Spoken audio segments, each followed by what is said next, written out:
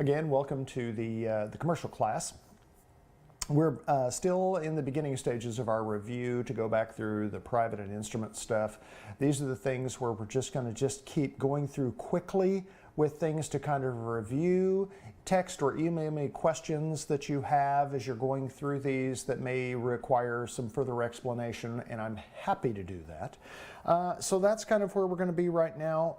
Everything that I'm seeing here shows that we are doing what we're supposed to be doing, so we're just gonna just keep going. I don't know why this thing is okay. So yeah, we're just gonna keep cooking.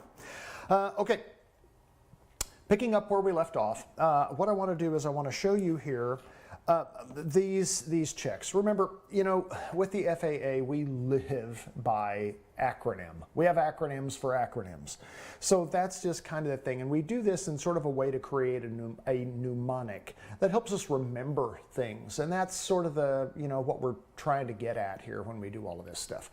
So you look at this, and one of the things that they bring up, and the reason that I bring it up, is because there's two different types of models. We talked last time about the difference between the decide model of decision making versus the OODA loop. You know that we use the OODA loop. It's good enough for the Air Force. It's good enough for me.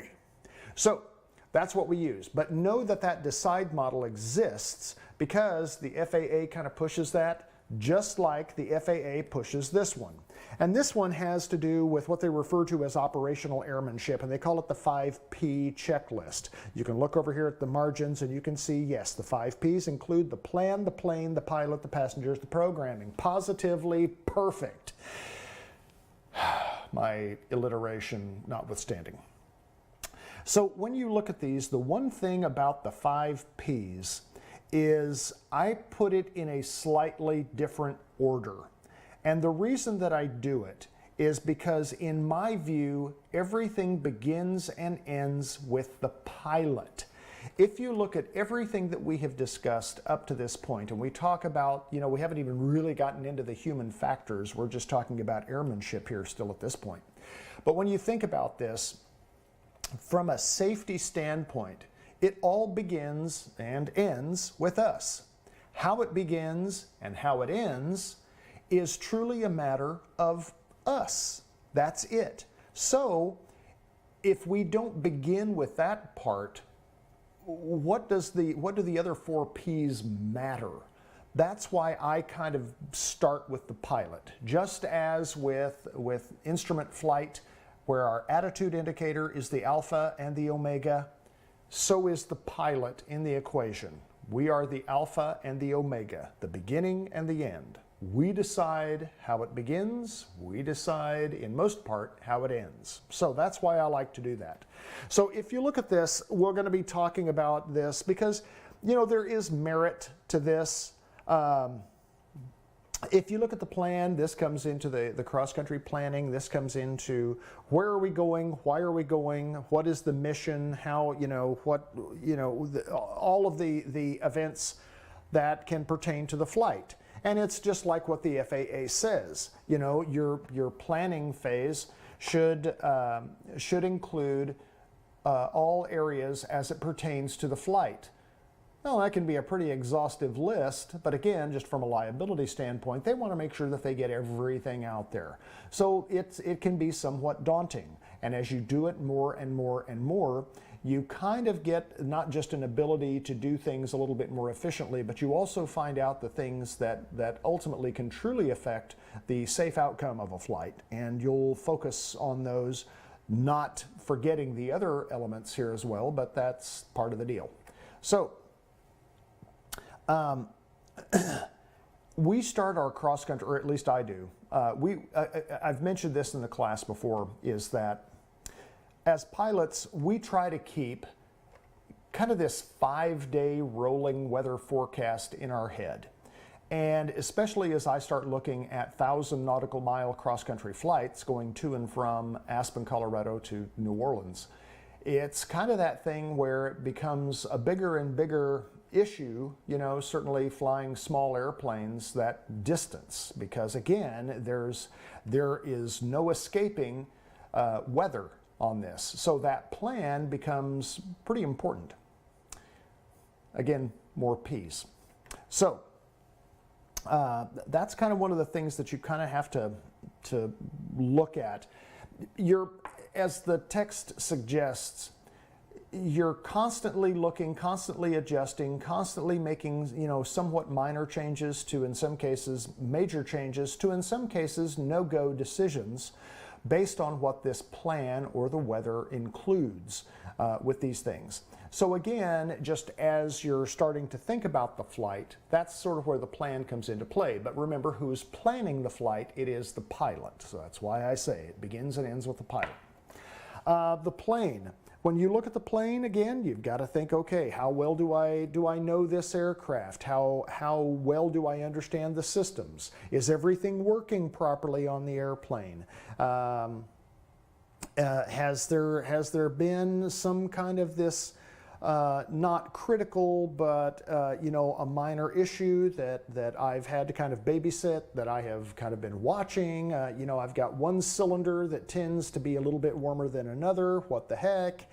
And you kind of think in terms of those things to think how much of this deserves that kind of attention, but yet not the entire focus of what it is that you're doing, where you can kind of monitor that in the mix of everything else that you monitor to make a successful flight from one place to another. So, you have all of those things there that you also need to consider about the plane. Are you going to make this flight right after an annual inspection? Hopefully not. Mechanical issues arise after inspections. Mike Malcolm, one of the friends of our program here, has given me counsel, and this is a thing that came up here just recently as I pulled my plane out of the avionics shop, is that, as thorough as everyone is, stuff happens.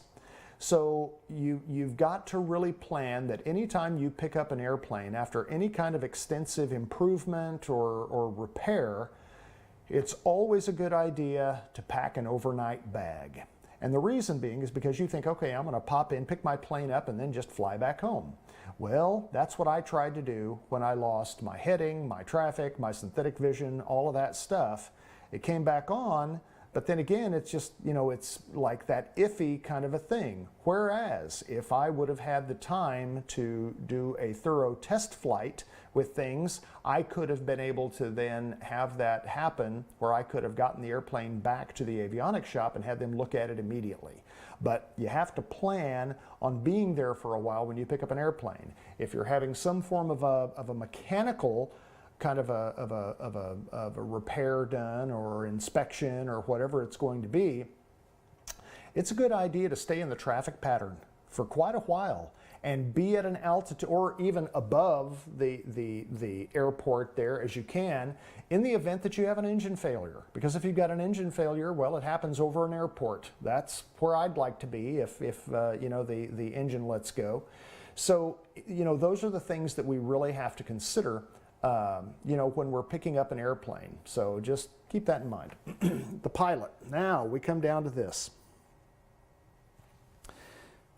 We remember the acronym I'm safe. So just review that. That's part of it. And that's a great game day kind of a decision that you make. But you also have to understand other elements that are happening, not just in your life, but also with your training, with your proficiency, with whatever it is that you're going to do. If you're having or if your desire is to make a big, long cross-country flight, do you want to begin this flight when you're not feeling right? I mean, that's just not a very good thing to do, I would think.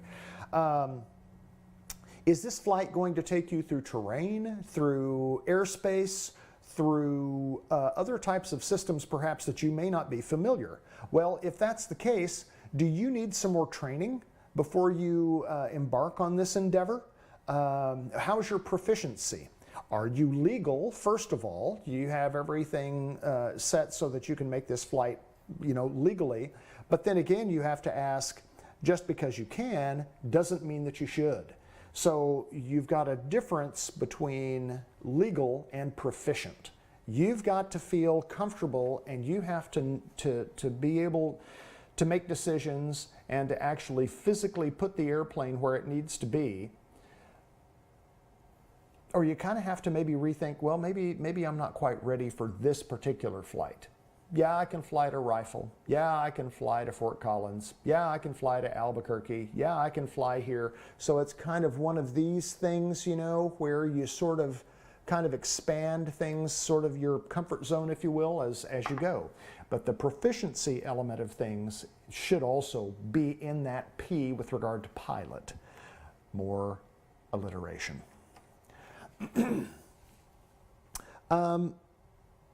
And again, I don't want to suggest that they kind of give the pilot the short shrift here on this thing, but we talk in the next chapter solely about the pilot, so that's kind of a big thing. But this is, in my view, again, the biggest thing.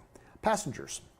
What we talk about, and again, it's just laughable that again, we look here with regard to passengers, and we basically get a whole page with regards to passengers, and we get a paragraph with regard to the pilot. Anyway, we talk about crew resource management, single pilot resource management. We've talked about that before. And understanding, you know, this flight that you're going on, are you making it with another pilot? Are you making it with someone who can help you? What is the experience level of this pilot? Remember who is in command. Making sure that you establish, number one, who has the controls, number two, who's making the decisions on these things. You know, if you've got someone who has got a lot of experience in busy airspace, well, maybe that person might feel comfortable on the radios, which can be a big help, especially if you're in instrument conditions and you're coming into a place where you're not familiar and you're getting vectored all over the place. Having somebody take the radios can be a big help. But again, if that person is not proficient to be able to handle those things, it may be on your shoulders to do it all. And you have to plan on that. You can't plan on the fact that, well, I can do this because this person is going to do this. Well, the way you have to look at it is that this person may be able to do this, but I know that ultimately I'm going to have to if they can't. And you have to be ready for that. And if you don't feel comfortable with it, don't do it. So, you look at all of this, you can read all, I'm not going to read all of this stuff here to you. Another thing that we kind of talk about here with single pilot resource management is understanding all the resources that you can bring to bear to help you get to wherever it is that you're going. And part of that has to do with the next P, which is the programming piece. This again gets into, do you know your airplane? Do you know its systems? Can you use them all?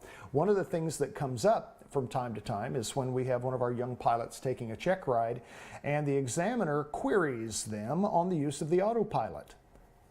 Well, you know, when you're learning how to fly, we don't use the autopilot very much, do we? Because we're hand flying the airplane. That's what you're paying money to learn, is how do I fly this thing? I love hand flying the airplane. I mean, that's why I became a pilot.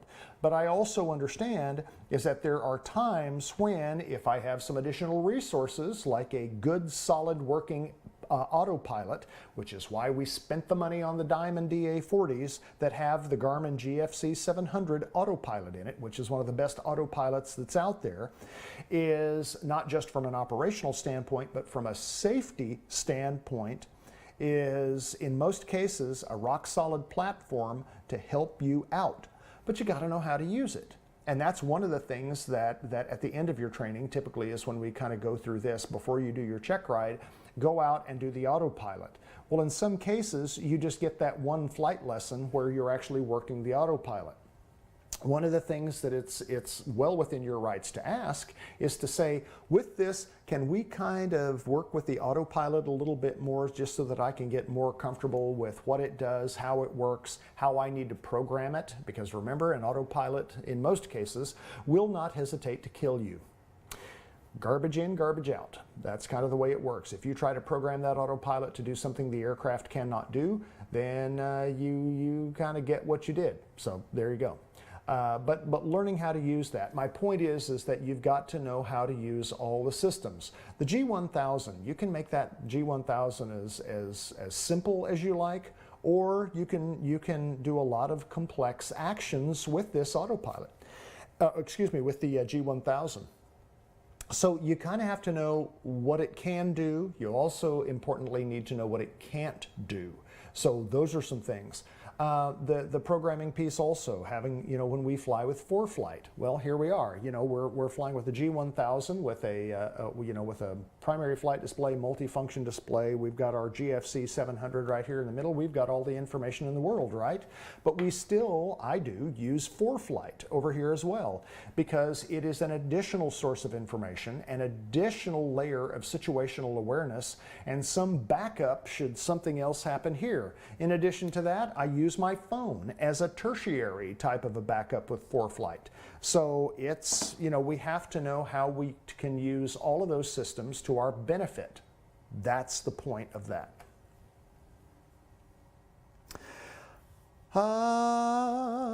There we go. Now we're going to get into Chapter 2.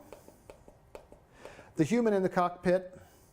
I'm going to blast through this here because, again, these are going to be things that you are going to need to review. My purpose here for this review is, again, to talk about real-world applications of this review and just to kind of keep your head in the aviation game. So as we go through here,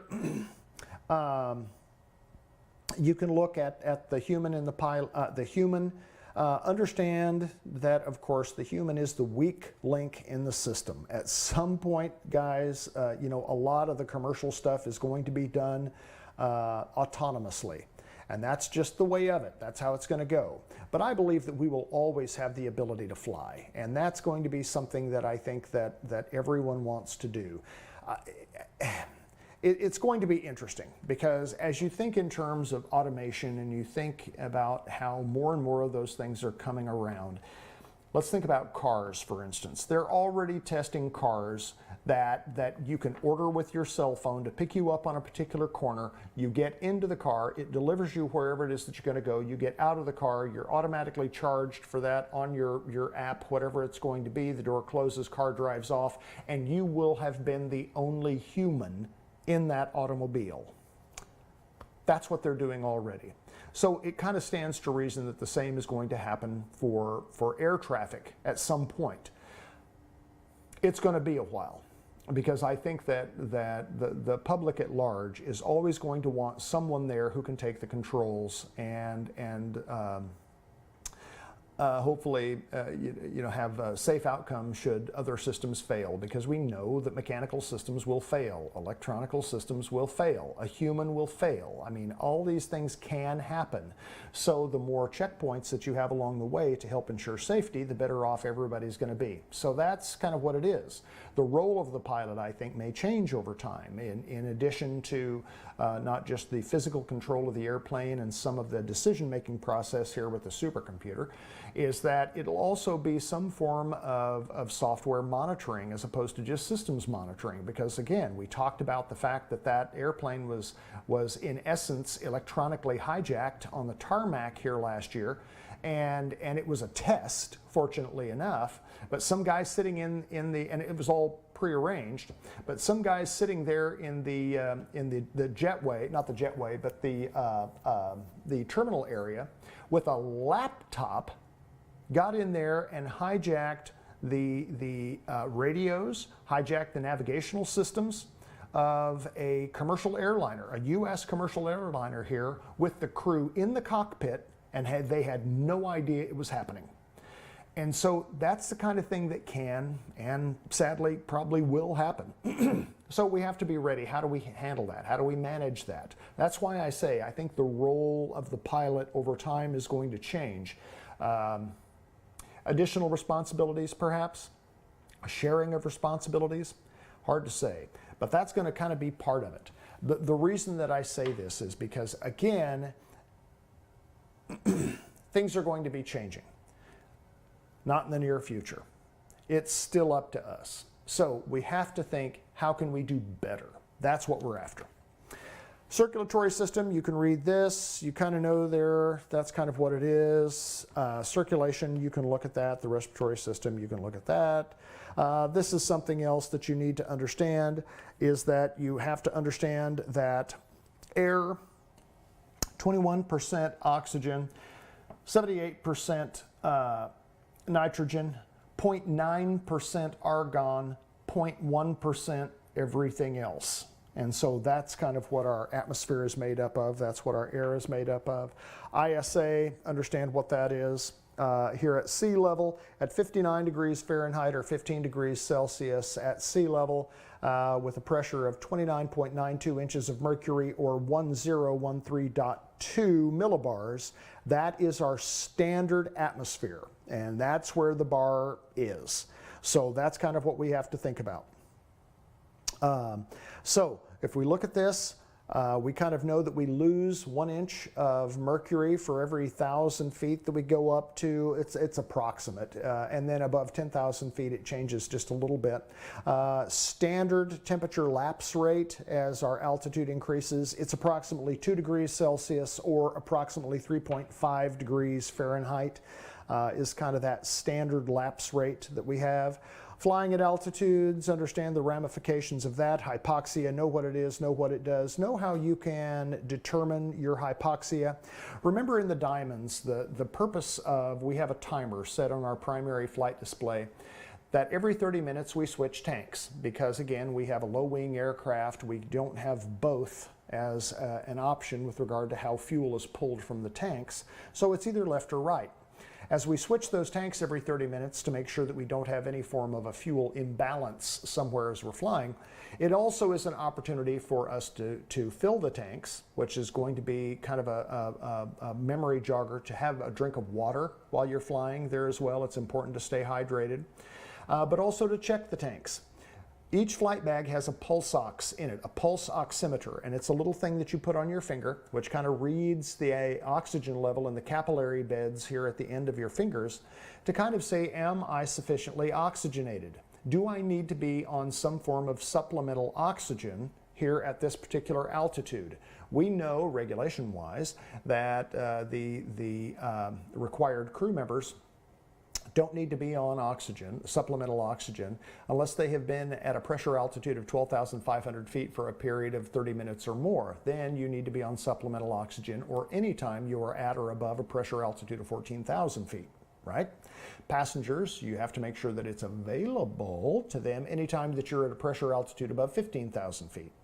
So that's kind of the oxygen requirements. Well, those are just kind of guidelines. How do you know for sure how you're doing? It's why we have a pulse oximeter in each one of our aircraft flight bags. So every 30 minutes, switch the tanks, fill the tanks, check the tanks. So that's kind of one of the things that we do. Clever? Another thing just to consider is that, you know, a lot of these guidelines, they you know, certainly they've had physician input in how all of this works, which I get. But we also have to think about physiologically the difference between someone who lives at sea level and someone who lives at 8,000 feet. Well, clearly, those of us that live at 8,000 feet, physiologically, we are going to be better equipped to handle higher altitudes without the need of supplemental oxygen than is a person who just shows up one afternoon from, oh, I don't know, New Orleans, who shows up in Aspen and says, let's go flying. Well, in that case, you might want to think about having supplemental oxygen, certainly for that person, because again, their enjoyment of that flight may very well depend on them staying oxygenated. So you kind of have to think about that. And then also one of the things that I've noticed going back and forth is that it usually takes me a couple days. If I've been in New Orleans for any length of time, once I get back to Aspen, to actually feel comfortable, you know, getting above 12,000 feet without oxygen. So it's one of those things that I, you know, have started taking a bit more seriously than I did in the past. Because again, the guidelines that we have, these are the regulations, but it doesn't mean that you can't be on oxygen at 10,000 feet. In fact, at night, it might be a better idea for you that anytime you're above a pressure altitude of 5,000 feet, let's say, to be on some form of supplemental oxygen. Your vision gets better, your decision making gets better, and especially if you're making an instrument approach at night somewhere that's kind of unfamiliar and you're not quite sure kind of where everything is, you want to be as sharp as you can, right? So why not? Strap the oxygen on. Give yourself, you know, a little bit better chance of performing better. So there you go. Hypoxia, there you go. You can read all of this. Times of useful consciousness. It's logarithmic, the changes of the useful consciousness that you have you know, when you're in the altitudes. It's why the professional pilots in the high flyers up there, they have these quick dawn masks, meaning these masks that you can put on quickly. One of the required crew members does it first while the other person does the airplane. Once they get the oxygen mask on and it's working, they take the controls while the second crew member puts the oxygen mask on. You know, because again, this time of useful consciousness, you can see that even at 30,000 feet, if you have a sudden oxygen supply system failure, 45 seconds is it. That's kind of all you've got. So, you know, this stuff has to happen quickly. Flying with a sinus infection, flying with a head cold where you can't breathe, you can't hear, all you're doing is asking for excruciating pain and perhaps lasting damage to your head. Because there have been instances where people have had a permanent hearing loss, where an eardrum has popped because of pressures that they have had based on barotrauma. So that's just one of those things that you just don't fly when you're like that. Scuba diving, there are special rules with regard to scuba diving and flying, so have to know what those are. Snorkeling is not that big of a deal because, again, you really can't get down there that far, and you're not having to you're not having to breathe air, you know, from a pressurized situation. So the scuba diving thing doesn't really, you know, happen with just scuba diving. Hyperventilation, know what it is. Carbon monoxide poisoning, know why it exists, know what the risks are, know how to tell if it's happening. We have carbon monoxide detectors in all of our aircraft to kind of help, but that's not to say that they can't fail either. And so you kind of have to know what it is, because not only can it be incapacitating, but it can truly be fatal. Dehydration, it's a big thing, and it's why every 30 minutes, switch the tanks, fill the tanks, check the tanks. This sheet right here does a pretty nice job of giving you sort of what you need to know with regard to the test anyway, but you kind of also want to have a little bit more information there as well. General health and well-being, normally healthier pilots make better decisions. That's kind of where we want to be. Blood pressure should be good. Get your cholesterol under control. Mix in a salad once in a while, you know, with things here. Disqualifying illnesses, this is, and I'm glad to see this, has been something that the FAA over the last few years has really become, I think, I don't want to say lenient, but more more ready to have conversations about people with certain illnesses.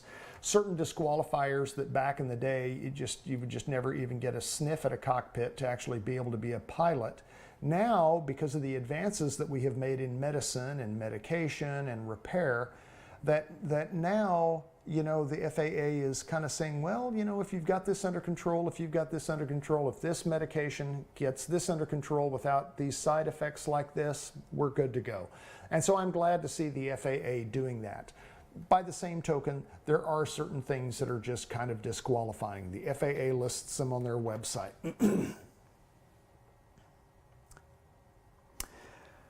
Migraines, if you've had a migraine in the past, and I'm not sure that I actually have, But I remember one time that I got a headache and I said, if this is a migraine headache, I have no idea how people who suffer from migraines, how they can function, because it was just, it was crazy. And so, you kind of have to know yourself. You sort of have to know, what that is, because this thing that happened to me, if that would have happened to me in the air, I'm not sure what I could have done. I really don't. It would have been dicey. Viruses, colds, flu, middle ear infections, yeah, don't fly. Gastroenteritis, that can be a thing here just from a gastrointestinal standpoint, where you have problems, whether it's stomach pains, nausea, vomiting, diarrhea, don't fly. Cardiovascular diseases, some of these things, when you have them and they're under control and the FAA clears you to fly, God bless, but you kind of need to know, what are your assets, what are your liabilities? If you know that you have a liability thing here and you know that you have to watch for that or understand the signs about it, you've got to manage that.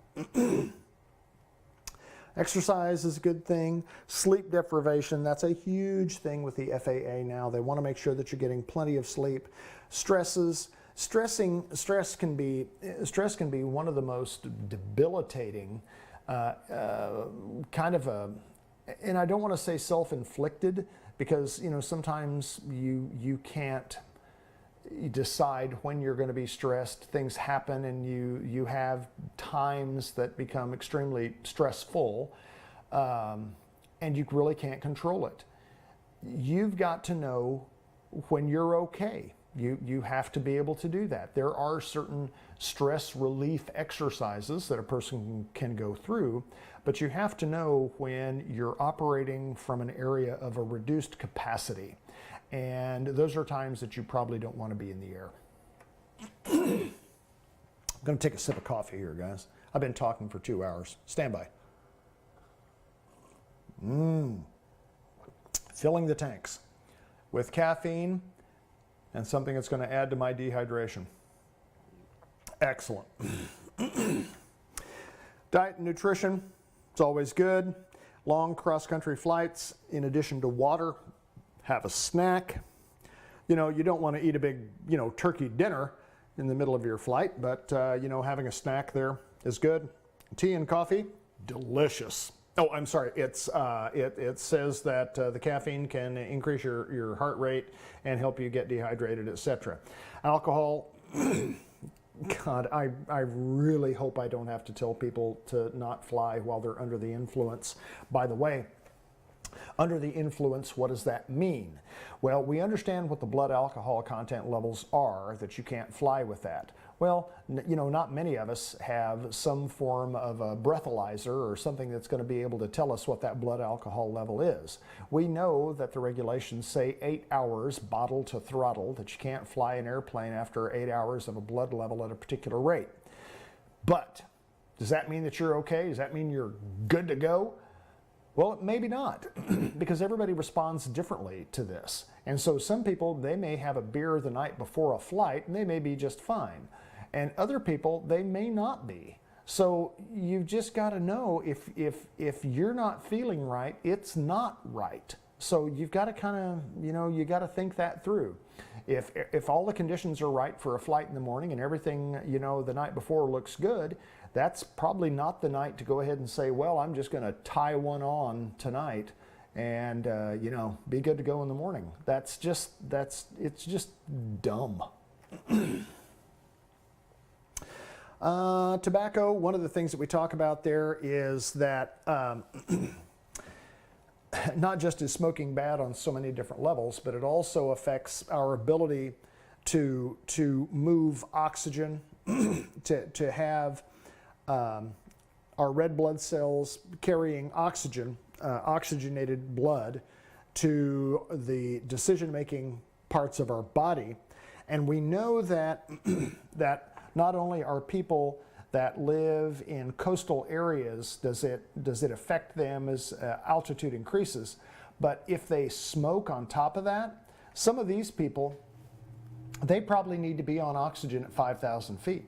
You know, if you're a smoker and you're a flatlander, you may need to be on oxygen at 5,000 feet because your body now is just not going to be able to move oxygen the way that it would if you didn't smoke. So stop it.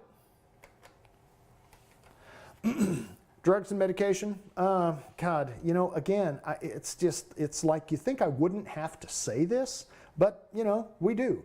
It's why we do drug testing for our airplanes, is because, you know, and I'm so proud where we have marijuana is legal in the state of Colorado. It's just, you know, why do it? I don't get it. But to help you with that, you know, peer pressure resistant device, it's that offer that I have made students for the last 5 years. And that is, if you find yourself, you know, at one of these high school parties, so you find yourself at one of these events, and then all of a sudden you realize, you know what, I really shouldn't be here, and you feel trapped and you have no other way out of there, you call me. Day or night, I'll come get you. I'll get you out, okay? And then the other thing, that whole peer pressure piece. Go, come on, try this, try this, try this. You know what, guys? Listen, you know, that's on you. I'm part of this aeronautics program. These are my goals. If I do this, I lose my wings, and it's just not worth it. So, thanks, but no. I'm out. And if you need to use the big bald man as an excuse for you not participating in that kind of activity, use it. Vision, visual illusions. This is another thing. Look here, make sure you understand how the eyes work, how you perceive things that you see, binocular vision, why that works. Understand that we as humans, we have these little blind spots. You can do the little test here, right here on figure 2-9 to see the example of that blind spot. The visual limitations, you know, understand kind of what the rods and the cones do, etc. Understand the effects, you know, with G loading, how that works. Visual acuity, clarity or focus of what we see, understand what that is, the type of vision that you must have in order for you to legally flog an airplane around. Night vision, your adaptation to darkness. Know that the recommendation is that you try to be in a reduced light situation for at least 30 minutes so that you can become adapted to the low light conditions of your cockpit at night. Protecting your night vision, that's also another important thing to do here as well, and also to help other people on the ground. We try, you know, certainly to, when you're taxiing at night, to make sure that you do not have your landing light on. That landing light can actually blind other pilots, and it can kind of mess with their night vision. So make sure that you don't have that the landing light on, and you're just using your taxi light at night until you're ready for takeoff. Glasses, sunglasses, it's always a good idea to have a good pair of non-polarized sunglasses. And the reason that the sunglasses should be non-polarized is because of the fact that a lot of the aircraft glass, the instruments, are covered with a polarized screen on it to kind of reduce glare. Well, if you have polarized sunglasses and you're looking at a polarized screen, guess what you're going to see? Nothing. So your sunglasses should be non-polarized, but you can get non-polarized sunglasses that offer you UV protection that work just great. My preference are Serengeti, but you have to understand that Serengeti sunglasses now come in polarized and non-polarized, and you have to be very, very clear with them when you order or buy them to know which is which. Visual scanning. How do you scan? Again, slow 10 degree sectors. That's kind of how we do it. We do the same thing at night. Relative movement. We also understand that if we have something that is coming at us at our same altitude, we may not perceive any movement of that aircraft. It just may get bigger. Also, if we have an aircraft that is coming if we have an aircraft that is coming at us, if we have an aircraft that is crossing perpendicular to our flight path like this, we may not get that perception of movement. Remember, eyes, humans, animals, we're all, we just have this thing where the first thing we detect is movement. Well, if the only thing that happens is that we see an object sort of get larger in our windscreen, then we kind of know that we're sort of on this collision path with that. So we want to make sure that we're scanning, want to make sure that we're seeing what we're doing. The traffic that we have on our flight displays here as well helps us also. But being able to detect, understanding where we may not actually see movement, again, it's going to be that head-on kind of a thing or closing on another aircraft. It's also going to be an aircraft that is going to be at our altitude that is moving perpendicular to our flight path, that again, we may not have that movement perception piece that we pick up on it. It just may start getting bigger. So you've got to be aware. I'm going to get through this end here before I get to the next major section. This is the part that I just talked about here. And then we're going to close this class here because we have reached this based on the old duck on the wall.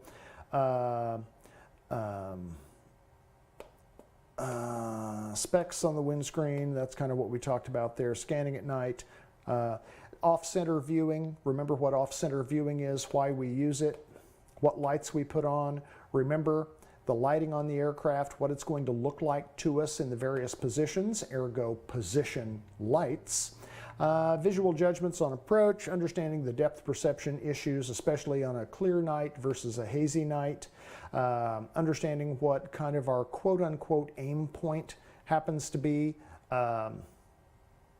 what that runway looks like at various altitudes. Visual illusions, the things that we think we see that we don't actually see. Understand autokinesis. On the haze thing, on this, remember, this part right here is opposite. Remember, this is wrong. On a clear day, you can see forever. It looks like the mountain is just right there. It looks like you can almost just reach out and touch it.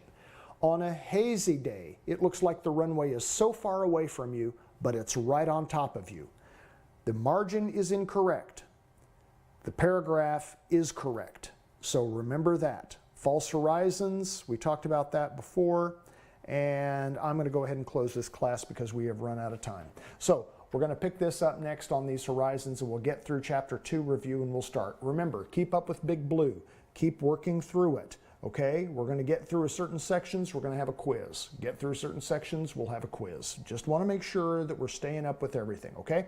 All right, thanks for tuning in, and we'll see you again next time, picking up here on this part here in Chapter 2. Keep doing the reading, and now is the awkward part where I turn all this stuff off. Okay, see you guys.